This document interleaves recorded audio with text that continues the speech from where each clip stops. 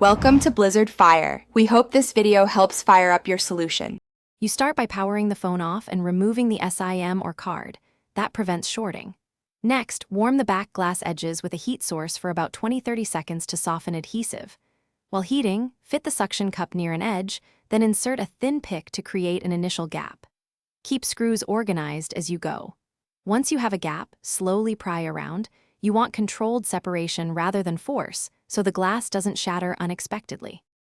Once the glass is lifted a little, rotate your approach and continue gently. You'll encounter adhesive and maybe cables near one corner. Once inside, immediately disconnect the battery connector so you don't short components while working.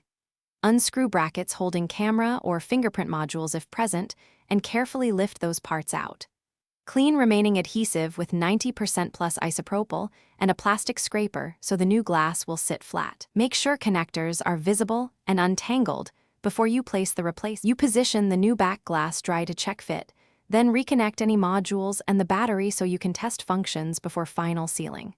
Once tests pass, apply the pre-cut adhesive or adhesive strips evenly, align the glass, and press firmly around the edges.